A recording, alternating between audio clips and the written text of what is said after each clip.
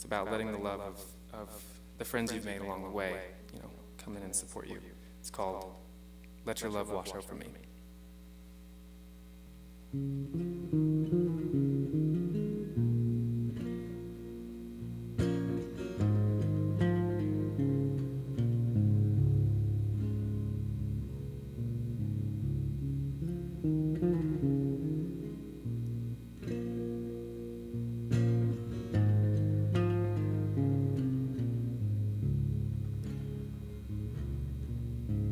See, I've been angry for so long, 'cause everything I knew is now gone. I miss those old familiar hints. Sure as hell never going back again. 'Cause I have seen the bitter truth. I hope someday you'll see it too.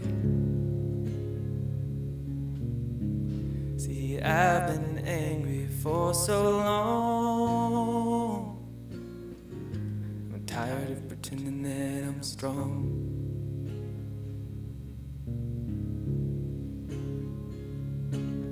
So let your love wash over me.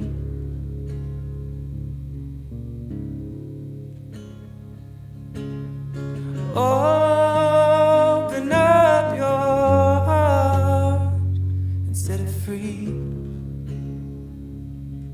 I remember the first time I ever was intimate with a man.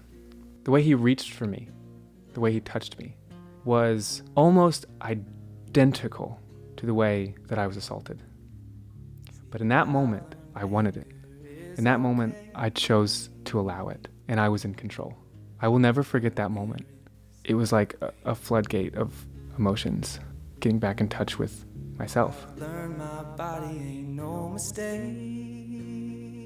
Welcome back to Unbroken Chain. I'm Maura James, and that is Randy Scott Carroll. That's him singing to us and sharing his story. I definitely want to point you toward Spotify where you can hear him. He has a couple singles up there that are just devastatingly resonant. And really, that song could be a thesis for this conversation. Randy is so radically generous in sharing this story with me and all of us.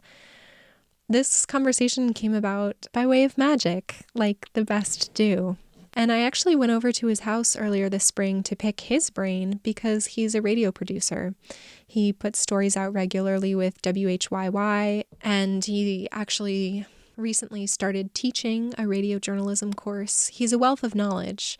So when we hung out under the auspices of trading professional notes, of course, it didn't take long for us to start sharing about why we're making radio and podcasts and how we came to be here today. And I started opening up about a recent relationship of mine, a queer relationship with a couple that's sent me on a very intense heartbreak, self-knowledge journey over the last year. And he started telling me about a journey that he's been on recently to really delve into his past and understand how some trauma that he experienced as a child, specifically sexual assault, and also I think growing up in a very conservative evangelical Christian community and family, have shaped who he is today. Examining who he is, who he wants to be, and taking responsibility for those stories, no longer being the blind victim of them. I think our traumas and our experiences are not our fault, but our healing as adults is absolutely our responsibility. And the ways in which our teachings are handed to us in our specific lifetimes are very different. But I think part of why I'm doing this podcast and collecting these stories is to remind myself foremost that I'm not alone in doing that work. The things in me that feel the darkest, the shame, the trash person stuff, I'm so fucked up, or I fucked up so hard. I can't bear for anyone to know about this part of me because I can't bear to know about this part of me. The only way to release that is to be willing to look at it. Because when you open up your insides and shine the light of humor and non-judgment and non-reactivity on it, that shit shrivels up. I believe so deeply in the magic of vulnerability, and that when we show other people those scary insides, we create a space where it's safe for other people to do the same. And so many people are walking around with burdens of shame, of stories that feel too big, too dark, too scary to ever ask anyone else to hold. And yes, there are situations where it's not appropriate to do that, of course. But I do think that we don't have to think of siloing those kind of conversations to therapy or only our most long-term friendships. I think it's possible to offer that to people everywhere we go. What I'm learning in my own life is that the more work I can do on myself to let stories pass through me, the more I can be available to hold other people's stuff. And quite frankly, most of the time, other people's stuff is way lighter than my own load. So it just makes sense to offer other people my innards in order to be able to hold theirs. And that's really radical shit. And Randy's really radical because this is the first time he's shared this story on this scale. And it's a tremendous offering to all of us to recognize that doing work on ourselves, going into the shadows, that's not always a pretty process. It can be pretty messy and scary and ungrounding, and that's okay.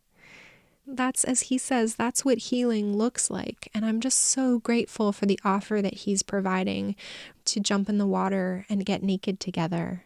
It feels good to take off the masks that we wear, the ways that we perform for one another, because it's beautiful. What's in there is a person that wants to heal, that wants to be able to offer their gifts to the world. And I invite all of you to get naked with us. I'm not afraid of your darkness. I'm not afraid of the darkness inside of me. Let's practice holding it for each other, holding it into the light, letting it transform. Here's Randy in courage, in wisdom, in beauty. My name is Randy Scott Carroll. I'm a musician. I'm a producer for radio and podcasts, and I'm also a teacher. And why I want to have a conversation is that in the line of work that I do, especially with radio production, I really love telling other people's stories. I think it's a gift that I have to like talk to people and hear from them and share their stories. But lately there's a story that I have that I want to share that people can connect with. And so here we are. Why this point in your life? I think because as you get older, you start to look at yourself and like, oh, why am I here? I'm 29, right? So like, you're just kind of like, okay, who am I, right? Like you've spent your whole 20s like trying to figure yourself out, and it's a lot of fun. And now it's like, okay, who am I? And I've had a crazy decade of my life trying to piece together everything, or mostly I think I was running away. That's where I'm at. I've been running and running and running, and I've gotten to this point in my life where I don't want to run anymore. And I'm facing what I've been running from, I guess. Yeah. So we were talking earlier about how your story is, you're still very much in process learning how to tell the story of what happened. So I feel like that's part of the offering today, is even just walking together through how to do that. Where does it start? It starts, as a lot of traumatic stories can start, from when you're young. I would say like I had a pretty good childhood, pretty healthy childhood. As long as you were like, you didn't stray from the insular world that we were in, it was like, it felt good, you know? And so I was raised fundamentalist Christian and all the baggage that comes with that. And that's a story that's been told. And I'm not here to tell that story. But that world is... How do I start this? I was just a kid. I was just barely coming into my teens, and I don't remember thinking about anything at the time. Like, I was just living, you know, like just that age where you're just like, the world is fine. You have your friends, you have your family, you know, I had the church. What were you into at the time?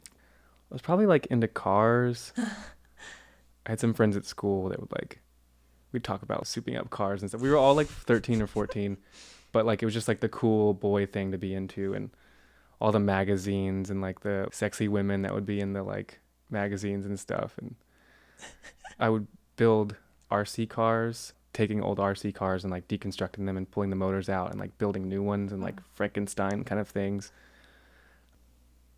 I was just a kid, and I had a huge part of me taken away.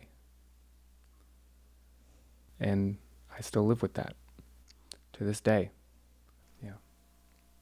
Yeah, it seems like probably a lifelong process to understand what that means, that it's still affecting you. What are the factors that you're considering when you're figuring out how to tell the story? That's a great question. That's the struggle. That is what I'm trying to get at, is I'm trying to tell my story. It's my story. It's a story that I live with and struggle with every single day, and the way it has impacted me, and the way it's fucked up my life, and in the way that I've fucked up my own life and not knowing how to deal with it. But I was sexually assaulted at an early age, and I can't fully disclose or talk about this experience because it's not like this happened and this person went away. This person is doing just fine out there in the world and is known as a generally good person with a family. And for my own safety, I have to find a way to prop up his image. Right? Because if I were to talk about it and confront him or confront the situation in an open and honest way, I wouldn't be believed. Like, that is my biggest fear. And I don't care what people will say to me. Of course people will believe you. Like, you know, like, just, this guy needs to, like, he should go to prison. Like, there's all, I'm like, no, you don't understand. It's my word versus his. And you look at the national stage where this is playing out today, it's so obvious. I mean, the algorithm in Facebook, and I think sometimes plays into like your worst fears. And I feel like I get a lot of like news about assault more than I should. Because a lot of times I'll read those articles, and so it shows me more of them. But it is something that people are talking about. It's a big movement. And, you know, the week where Dr. Ford was testifying before Congress, like, that was a hard week. And I couldn't like figure out why. I would watch her experience. She was me, like, in this way. And I remember having this conversation with one of my friends, and we haven't spoken since then because he was defending Kavanaugh. He's like, well, you can't prove it, and like, whatever. And I was just trying to explain to him, when she was up there, like, she's speaking for people like me and why we need to make space to believe survivors.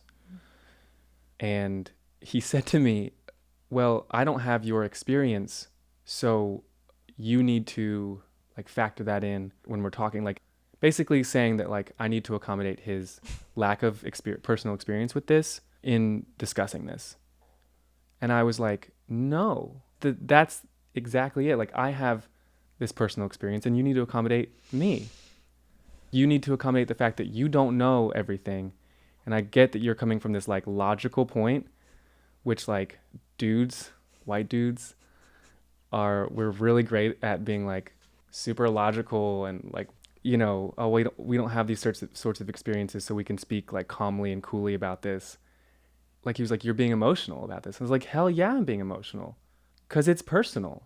When she is up there, she's speaking on behalf of me, and you need to accommodate my experience in the framework of how you're coming to conclusions on this issue. And it was kind of like well, I guess we're not going to agree, and we kind of hung up. And I was just like, we were on the phone, and we haven't spoken since then. And he was like an old friend, and I haven't been able to like get back into that friendship because it's like I can't. If you are not making an effort to understand this issue, like I can't accommodate people anymore. I mean, I do sense that resistance to facing any kind of shadow on a really big scale. And I guess maybe that is why it is coming to the surface more and more now. But I recently watched Leaving Neverland, and I was really struck by, I mean, celebrity that's a whole nother kind of power and mindfuck, I think. But I was really struck by the stories that people jump to of like, well, these quote unquote survivors are only telling this story for attention and fame and money. I was like, what? Who wants to be known for that? Who would use that as the avenue for their stage? And it's crazy the stories that we all buy into in order to make it safe, rather than have to really look at the fact that sexual assault and child sexual assault happens everywhere. My own mother said that one time, and this is before I even came out to her a little bit about my own assault, and we still haven't addressed it full on. Like we haven't talked about it in real life. Like there's been times where we talked about it on the phone a little bit, but like when I go to see her, it's never really brought up, which is frustrating because I don't want to bring it up, and she knows I'm talking. It's like she's scared to know about it. I'm like, you're my own mother. Like you should be like swooping in and be like, I'm so sorry that happened to you. Let me hold space for you. Let me hear your story. She doesn't even want to like know. She doesn't want to know. Well, that would, I guess, be a lot of work then for her to do that. I guess she's not. And that's where it comes down to like what you were saying with Michael Jackson or like these celebrities is people don't want to know. They don't want to face those dark corners of the people that we look up to and respect. And Michael Jackson is a good example right now. I wrote about this a little bit and then I like deleted it. I get really like amped up to like write about my feelings, but because it's about assault, I get like anxious about it later and then like go back and like delete these things. But I wrote about creating space to believe, like we're like, okay, we're at this moment where we're going to try to start creating space to believe survivors. I think that's the moment we're in with Me Too. Is like, if we start making space to believe people who say that this happened to them, where will that take us? And for a long time, people said all this stuff about Michael Jackson and we didn't believe them. Now here it is in front of our face, and we're at this moment where we're like, okay, let's believe survivors. And now we're like, oh, really? Like now, like you're gonna take MJ from us? Yeah, and that's where I'm like, in this Me Too movement and people talking about these sorts of issues, we're not trying to take away anybody, right? We're just trying to give a more honest picture about the sorts of dynamics at play, or when there's power that goes unchecked, And the thing that I wrote about was that for me, I live in this duality, and it's something that assault survivors are really good at, living this duality of being like, okay, I know that this person did these horrible things to me, yet here they are, in their community, in their churches, on a national stage, for instance, millions of people who look up to them, and they hold this duality of who this person is in both ways. And so that's what I welcome people into when they're looking at Michael Jackson and all these other celebrities that we talk about, is like, welcome to the life of a survivor of sexual assault. You can look up to Michael Jackson still. You can see the ways in which he changed the game for so many musicians and entertainers, and how music is different, so much different because of him, and so much better because of him, and all the things that we know about Michael Jackson, and still create space to believe that he could abuse that power. You can have both of those things, hold both of those things at once. And I say that because I do that every day, Yeah, I feel how important it is for us collectively to be able to do that. But it sounds like also what you're learning in your process is that it's an important part of your healing in order to be able to talk about this And I noticed that in watching Leaving Neverland too, that these two men specifically had defended Michael for many years just because they could not face it in themselves, and then basically came to a point where their lives came to a standstill, their marriages, and they could not be humans anymore carrying that secret. That's something I think I have a tough time with. There's a big part of me that believes that I will have to carry this secret, that there is nothing that I can do. You know, I don't think Finding Neverland could have been made with Michael Jackson alive. And so there's a safety in that for them. And maybe I'll have that someday. But there's a large part of me that believes that I will never have that kind of cathartic experience of being able to share fully what happened. I'm dealing with it head on, and I want to just like be able to speak at it freely.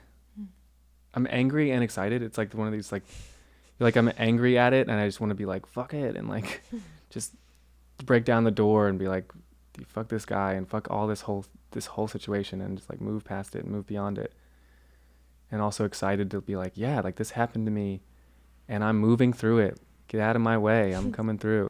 Because my healing has been so unique to me. I like that. And it feels so part of me now. What are some of the tools that you've been using to confront that? It sounds like this has been a pretty recent effort to really go into it. Yeah. So I had this assault that happened very early on. I was at this age where I don't remember ever thinking about my sexuality. I'd had girlfriends when I was little, and that was always kind of assumed. You're also in like hetero culture, but also like fundamentalist Christianity. You know, there's no other option. But I was so young that I don't remember thinking about that, any of that stuff, like who I was going to be with, what I was going to do with my life, like whatever. I was just innocent, you know, in that way. And then my first sexual experience was that I was raped and assaulted for months and months and months on end. It went on and on and on. And I internalized it all, as you do, and developed a lot of issues from that, physical issues, emotional issues. The physical ones were that I started locking my jaw. The stress became so bad that my jaw would lock up when I would be talking or chewing food. It got really bad to the point where they put me on track for surgery, and my jaw was broken and put back together and held together with 6 screws. And it's crazy that they didn't think to ask me any questions. Like I went to an ENT recently, and when I told him about this surgery, he was like, what happened to you? Why would they give you that surgery? What traumatic event took place? And it was like, I mean, I know that now, but back then it was like, why didn't they think to ask me a question? Like, what's going on in your life that created this? What pain are you dealing with? You know what I mean? And I'm not going to blame them, right? They're just doctors and they're doing the best they can. So that was the physical way that my body manifested the pain, and I still deal with that, and I'm finding a lot of ways to heal the chronic pain that I still have from that. The GI problems, that's a pretty common one with assault survivors. And then the emotional stuff, you know, like that, I was so young and internalized all that stuff. That's where I became depressed and anxious, or started flirting with depression and severe anxiety. But put it this way, what I've come to terms with or realized is that that's where I started going inward with the pain. But you can't show it, because if you do, people ask questions. They want to know what happened. Why are you depressed all of a sudden? What's going on? And I couldn't let that be known, right? So I got really good at performing that everything was fine, and hiding the deep pain. That's where the anxiety started building, because from then on I was performing that everything was okay. And your body goes into survival mode and starts blocking out everything. And it wasn't until recently that I've been able to remember a lot of what happened through this trauma therapy that I've been going through, and piecing all that together. And I mean, even how old I was. I didn't know how old I was. I didn't know how old I was when this happened. I still don't. I don't know how many times it happened. I don't know how long it went on. I have a guesstimation, but I don't know exactly. I blocked it all out. There's so many ways in my healing as I piece everything back together. Part of that is also expanding my sexuality. And that has been probably the biggest thing for me that I love. I get most excited about, that I think is the oddest thing for some people. But I'm embracing it. It's like very common for people who are bi or gay to have had a traumatic experience like this, a sexual assault of some sort. And for me, that's exactly what it was. When your first sexual experience is with a man, even if it's unwanted, I was like, what does that mean for my sexuality? Like, for a long time, I blamed myself because I didn't do anything. Like, right, there's fight or flight, but there's also freeze. It's this third thing that we don't really discuss. But that's what it was for me. I would wake up, and this person would be on top of me, and I'd be like, what the fuck? Like, he'd gaslight me and be like, you're gay. Like, what are you talking about? And I was like, no, you were just, I was like waking up and it'd be like in a stupor and like, did that really happen? And the gaslighting was really effective, right? And you doubt yourself. And then it would keep happening and I would know that it was happening, but because this person would get defensive or like gaslight, that I was just like too afraid to stop them or too afraid to tell somebody, it was like easier just to take it. And so I would just freeze and let it happen. I would let it happen. So for me, to be able to explore my sexuality has been one of the most healing things. To be like, it doesn't have power over me. I control who and how I share myself sexually. I'm in control. And that's really empowering. So there's a lot of elements to it for my healing as I try to piece everything back together. And in the forgiveness, I have to forgive myself. I find a way to forgive him. I'm still working through that. And forgive myself, because from then on, like the thing that you struggle with is, especially for men with sexual assault, is like your manhood gets taken away or something. Like there's this whole struggle that you'll have with feeling man enough. And so to try to have some sort of like power over it, but it was all subconscious because I blocked it all out. Like I went through my whole 20s, like trying to be man enough, like, oh, what is it that men do? And I would try to be these sorts of things. And it just perpetuated my own trauma over and over and over again. I was traumatizing myself and didn't know to get help. And how could I? I mean, like my own brother has an experience with this. He was also raped from someone in the church. And he tried to talk about it and they said, don't. Who's they? The church. It make people question their faith, or that they feared that he was gay, all these sorts of things. And so like I knew that, so I never even tried. You saw what happened when he tried to speak about it? We talked about it later, but you just internalize all these things. Like that's the thing, that when people try to understand assault survivors, why didn't you say something? Why didn't you go to the police? Why you don't know why, but you just internalize what the social rules are. And somehow you just know that you won't be believed. I can't explain it. And so I just knew that the church wouldn't be the place. And my own journey, like I've left that. So I perpetuated my trauma and got into really toxic, abusive relationships. And now I'm on this place where I have to forgive myself for those, and that's hard. But here I am, 29, getting out of my Saturn return and trying to make the most of it. So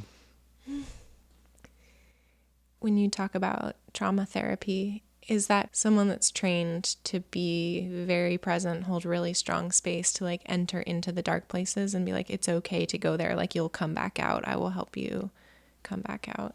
Yeah. It's at a queer therapy center, which feels really safe because I can talk about the ways that queerness has helped me heal. That's not judged or like seen as something that's unhealthy or anything. You're like, it's like, oh, right. That makes total sense. And I'm like, great. And for a long time when I would have those abusive relationships, I would go to therapy, but it would be like talk therapy.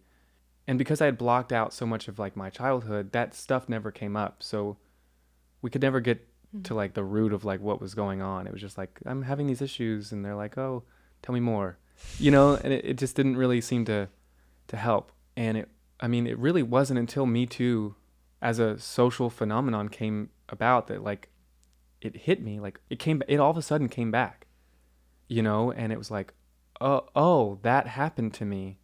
And I would read more about people's experiences, and it was literally like, oh, me too, me too, me too. Like all these ways that people would express the pain, the struggle that they've gone through because of their assault. But I didn't have insurance at the time. I was in a really rough spot financially, and I just, was working my way back to being able to afford all that stuff. And so I couldn't get help at the time. And so fast forward, I guess, I'm at this queer therapy center, and there's this trauma therapy. And yeah, it does. It gets right into it. Like I'll bring up where I just want to kind of scratch the surface. He'll kind of pry. And that's hard. That's really hard, because I'd just rather go on not thinking about all this stuff. And, you suppress all that anger and pain. I mean, that's where the GI problems and all the the physical manifestations of that pain. And so it's just been held within my entire physical being. And he's pushing at it and being like, let's get into it. And it's really hard, but then I go away from that experience being like, well, wow, what a release. But there's been days where I go away from the therapy being like angry as hell. And he's like, are you okay to leave? Are you going to be okay? And I just like, we'll find out.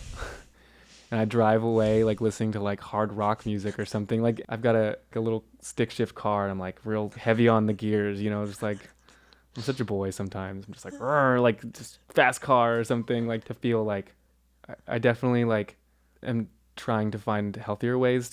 And I am. I feel like I have pretty healthy ways of expressing my anger, but sometimes I just like to be angry, just be like fully angry.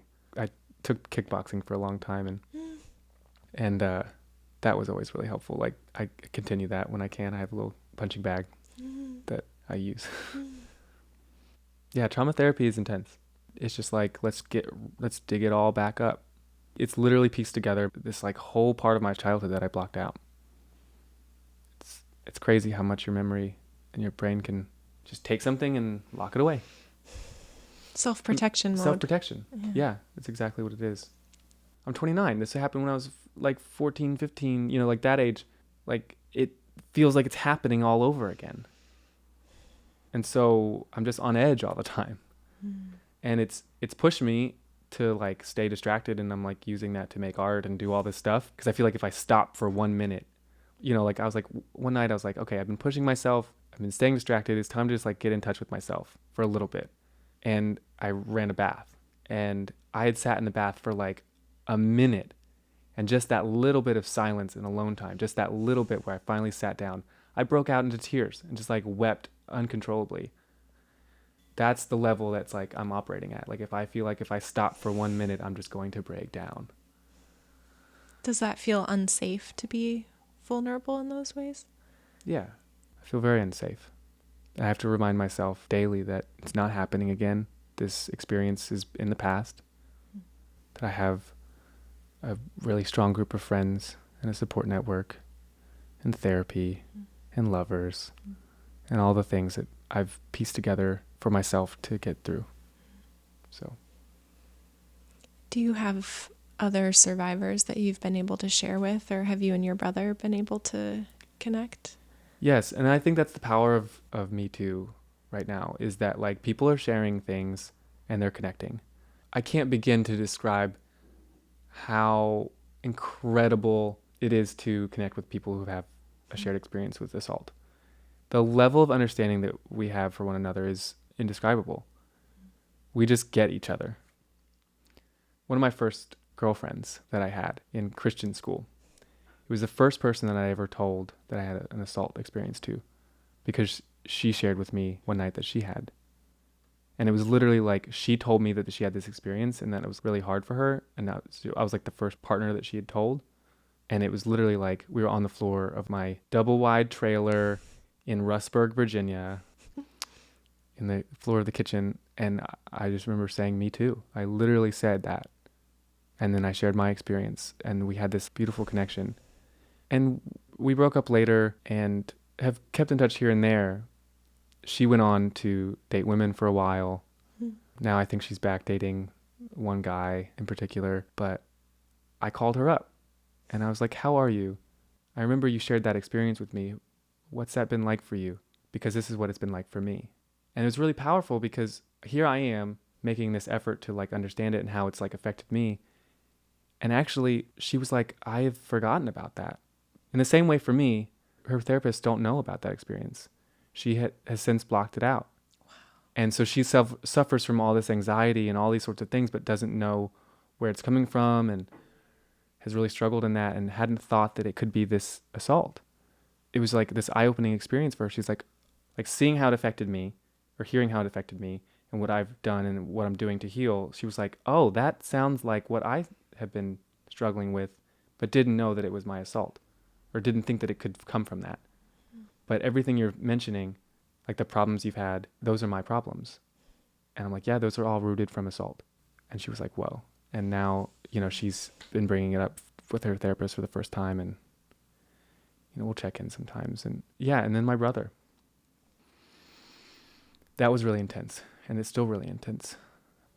But I had talked about this experience online. And he pulled me aside one time when I was home visiting my family. And he goes, so you were assaulted? Like, what happened? And I was like, yeah, this thing happened. And he's like, so did you know that I was assaulted? And I was like, no. And all of a sudden his story comes out and it's fucked up. And now I can connect with him in this way, and like we have this mutual understanding and I see his struggles as my struggles. And I love my family more than you could ever know.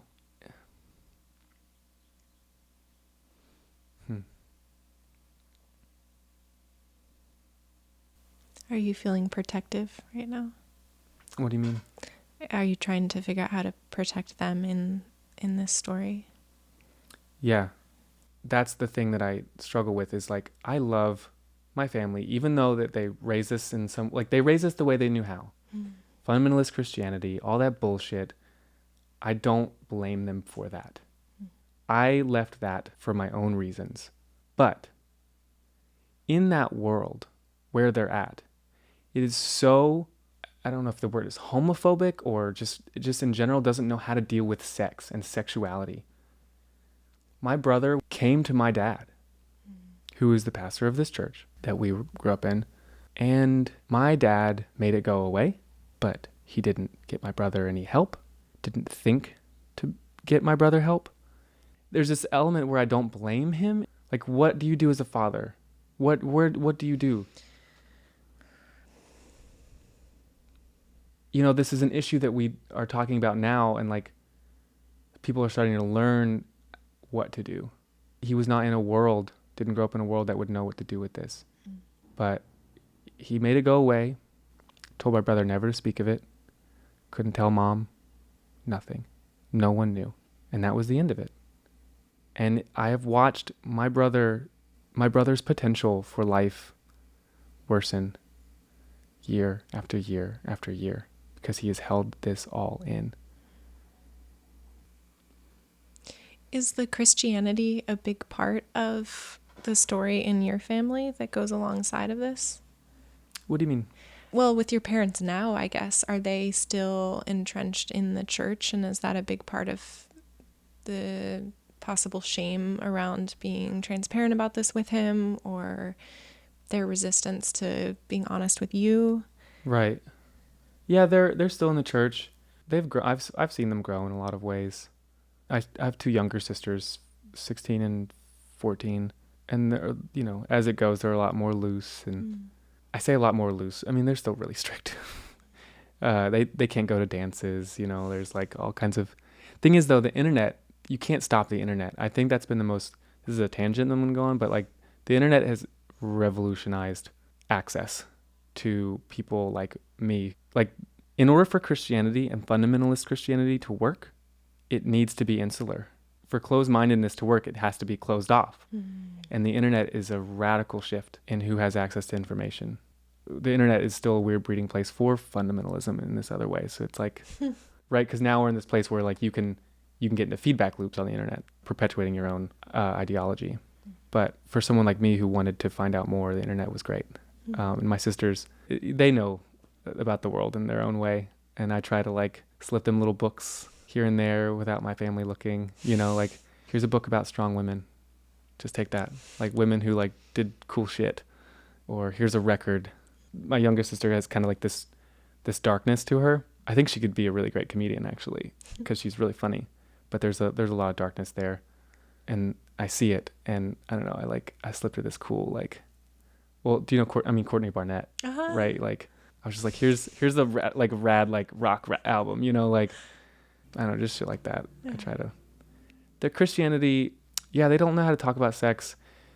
Also, when you're like, that whole like pastor's family thing, like, there's the performance of it all, like that was, I think, where the performance came from in a lot of ways.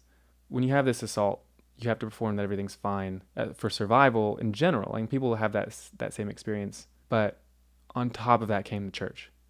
And so it was like extra performance. Because you're like a model family in the community. Yeah, exactly.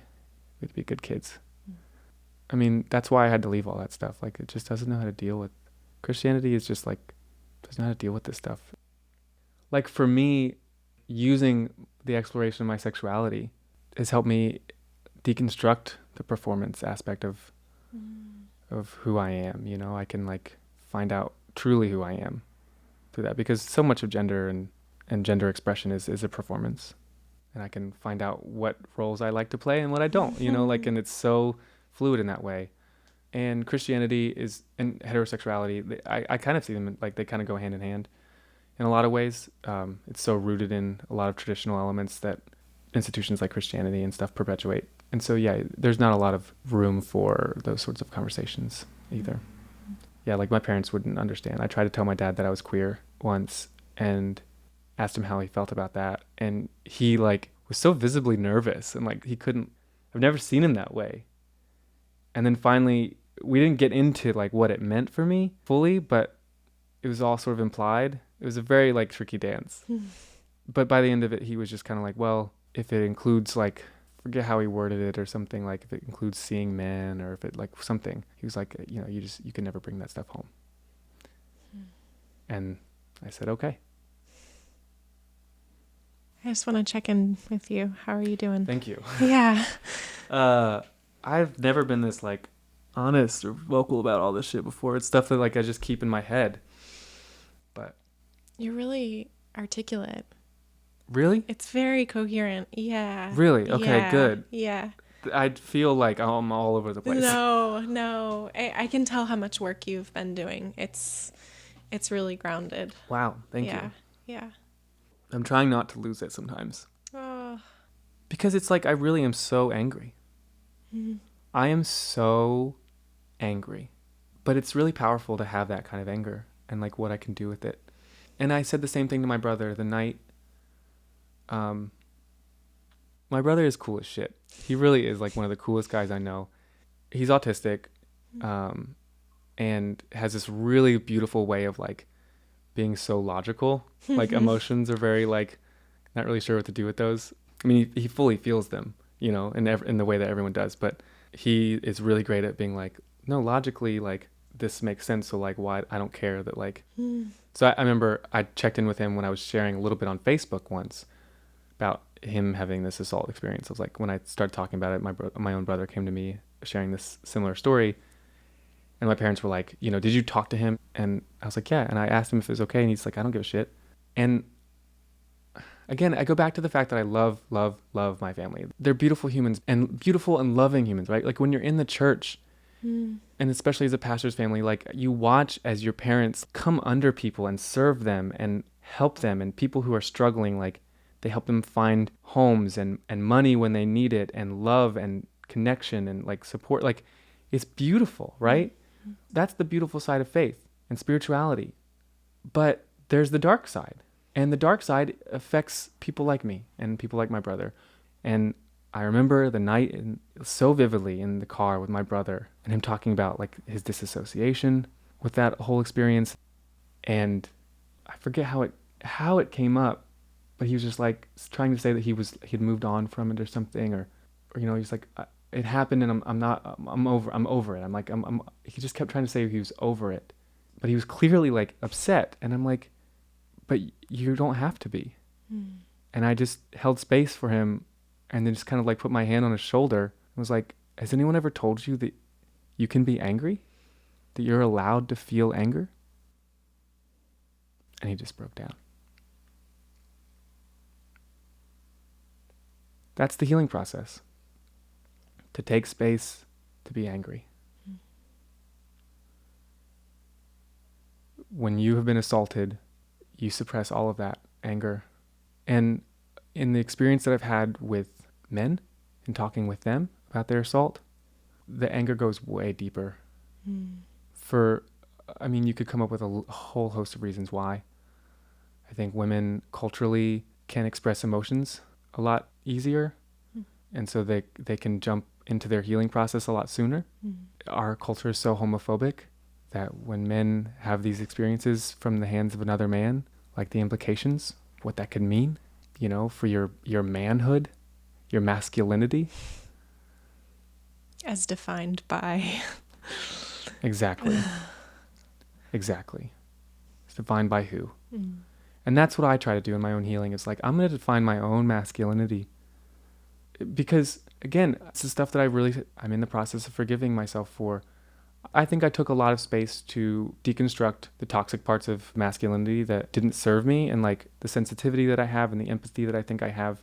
And, all these sorts of things that I think played into what I see as now my queerness. But there were still elements of me that I was afraid to show because of what I felt like men were supposed to be. And I just kept trying to perform, and it only ever caused me pain. And to step back from all that and say, fuck that. It's great. It's so great. And I feel now lucky to have this kind of experience.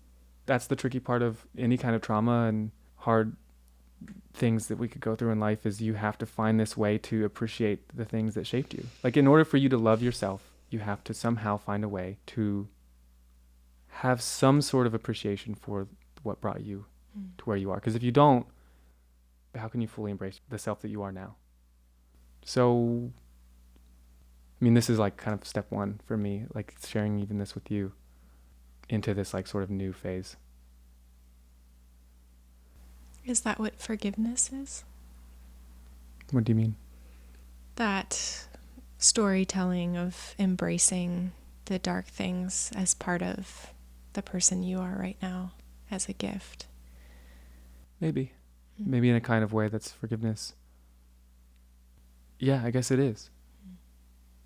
It's an interesting kind of forgiveness, because instead of like, there's a kind of forgiveness where it's like, I forgive you, or I forgive this thing, and you're able to like let it go and move on from it. And there's a lot of that, but also this kind of forgiveness, what I'm sort of choosing to do is like forgive it and then pull it in instead of like let it go, because I think it is really powerful and gives me a lot of strength.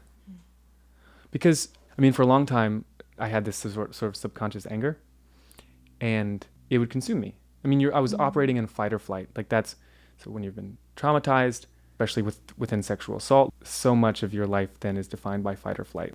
So I would go through so many phases of huge bursts of energy, creatively or otherwise, and then I would retreat, and it was just, I couldn't find this balance. I was just operating, and I was always on the move, always. And that's sort of how we started out this whole thing, was I was on the run. I graduated high school and I got the fuck out, and then traveled, hitchhiked, biked, moved all across the country and explored. And I was just sort of taking it all in. I didn't know what exactly I was doing. I didn't even know I was running, because there was that subconscious anger. And that was the hard thing with even relationships, is like you perform that everything is fine, and then the closer people get, the more your anger comes out. Or the anger would come out, and then I would get anxious about that, because like, where is this anger coming from? And then I would try to suppress it more, to hide it, and then suppress it more, and to suppress it more. And then the anxiety just kept building from there until I didn't even know how to express anger. You're cut up from your emotions. Like, you really are. If you don't deal with these kinds of trauma, like, you just further remove yourself from your emotions. And that's what I was doing.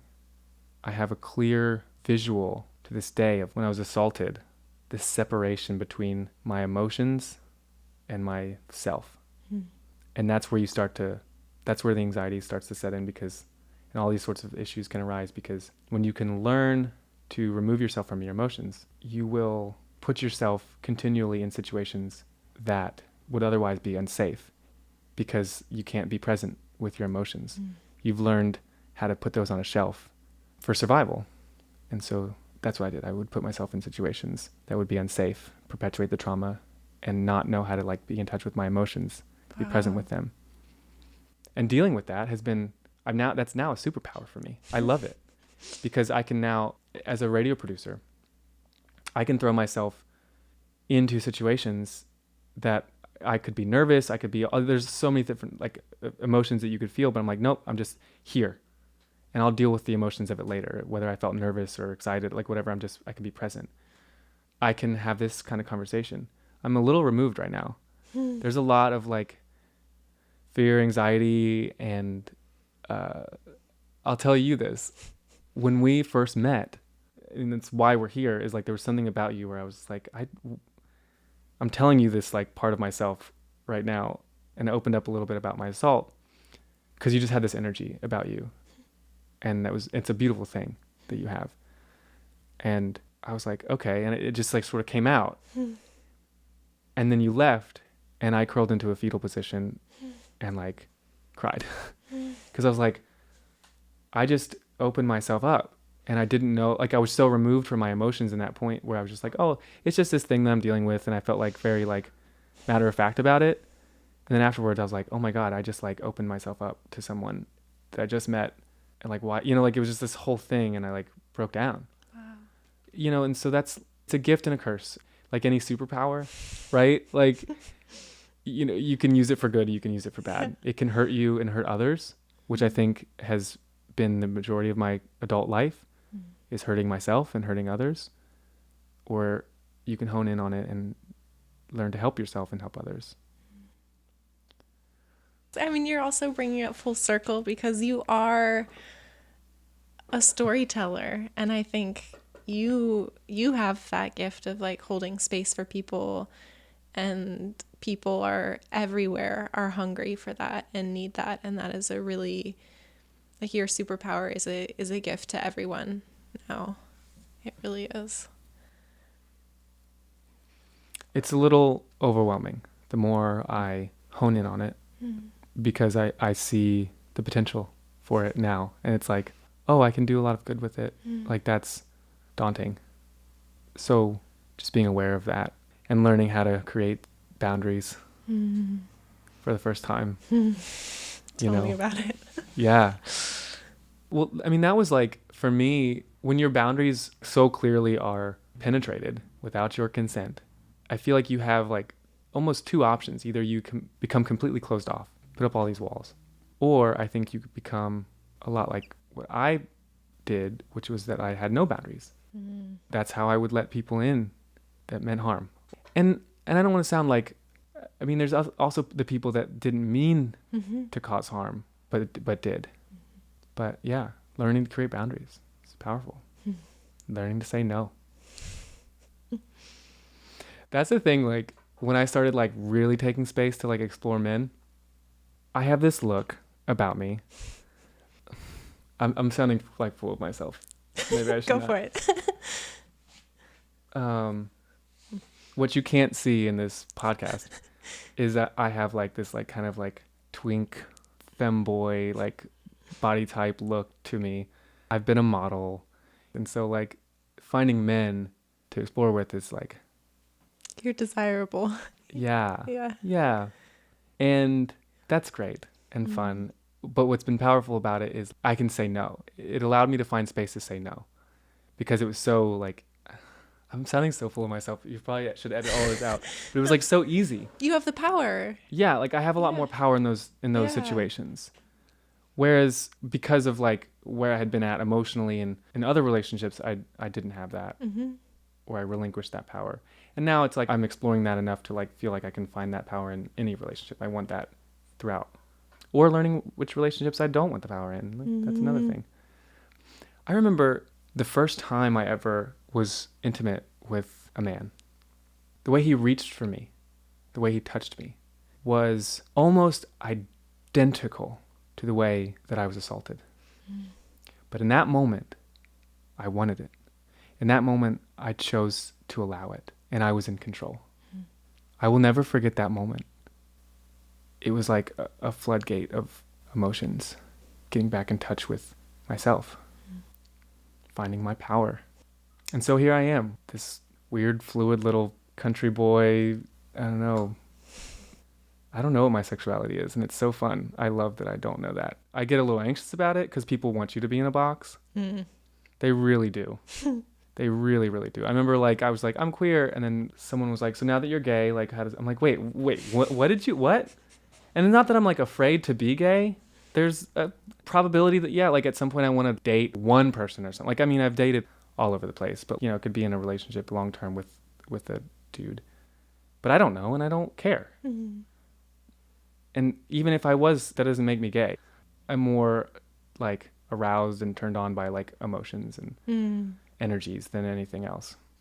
I think that's one of those projections where people don't want to acknowledge their own fluidity. Yeah. And I'm like, fuck it. I'm going to embrace it. I can't change that experience. I can't change the fact that my first sexual experience was with a guy. That changes you. And now having power over it and finding fluidity in that, in the queer community, it's like, oh, you too? Like, okay. There's just there's a camaraderie there. There's a understanding there. And yeah, I mean, like so many people I've met through the queer community have these sorts of stories where they were like, I was assaulted. And for women, they found healing by dating women. And for men, they found healing by dating men, like going into it rather than going away from it. It's like people find their own paths, and it's healthy and it's fine and normal. That's what I'm like here to tell people, is like that kind of shit. Like, your healing is your own. It's my own. It's my own. I'm doing it the way that I want to do it. And I'm not here for anybody else. That's it. Well, that was the mic drop moment, I think. I don't know. Was that all crazy stuff? I just like kind of got on a rant there. It's funny because I was going to ask you if you had sort of, I mean, this whole conversation is this offering, but if someone would be listening who's maybe in the place that your first girlfriend was, maybe someone that's just starting to peel this back, if you would have any specific offering. But I think that's what you just did. I mean, but that's a really good question. And I would say, like, in the case of my brother, like, he's alone. He's dealing with this on his own. And, therapy is always great, but you need to find people. And that's what the power of Me Too is. It's people talking about it and finding each other. Find people who have these same kinds of experiences. Find a way to talk about it and open up about it.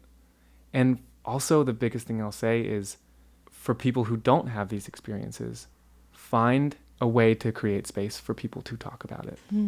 Especially men. It's just so close to my heart on this issue.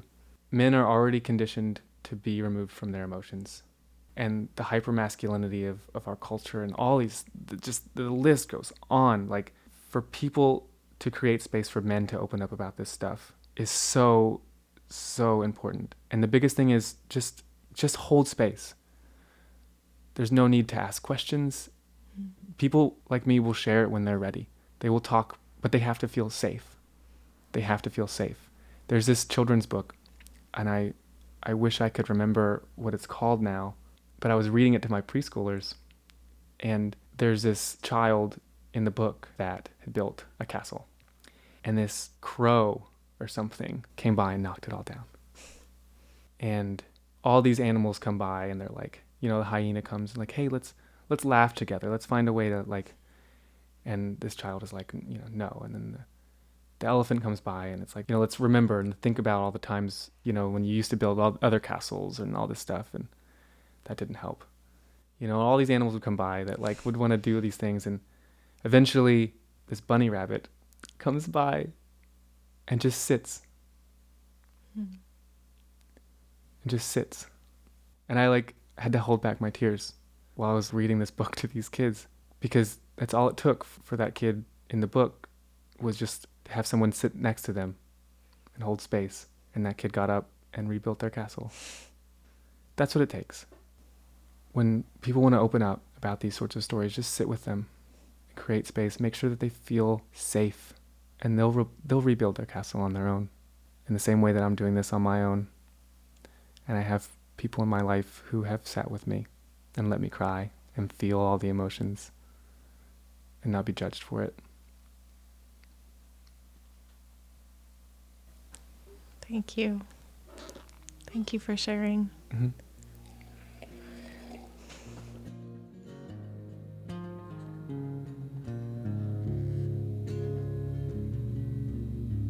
See, I've learned anger is okay. I've learned there is a better way. I've learned my body ain't no mistake. There's still a lot you didn't take. 'Cause when you're broken and alone, let your love light up the road. 'Cause I've learned anger is okay. Trust me, there's a better way.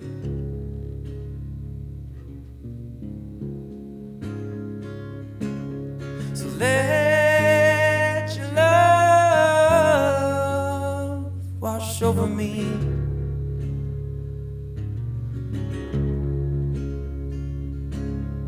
Open up your heart and set it free.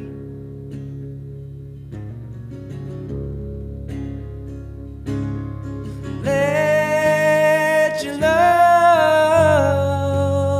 wash over me.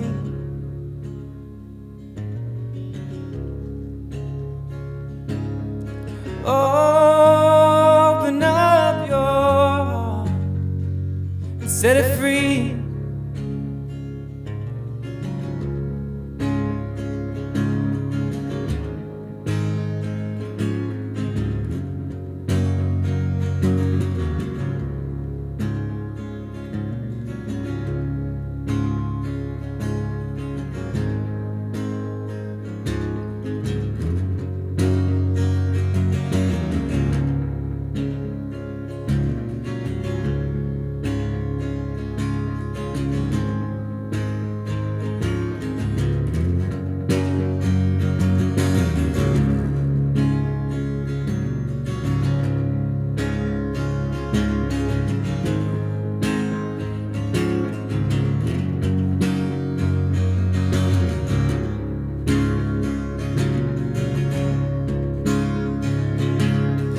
Let your love wash over me.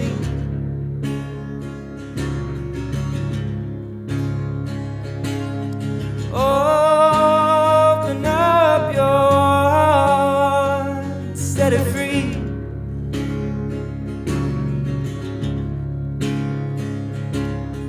Let your love wash over me.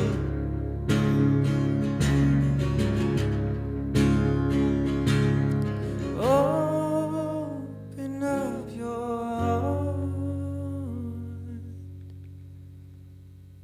and set it free.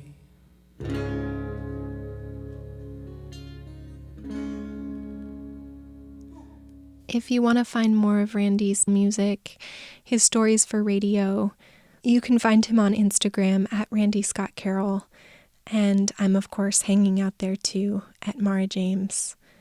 We have so much to learn about ourselves in the mirrors of each other. You're not alone.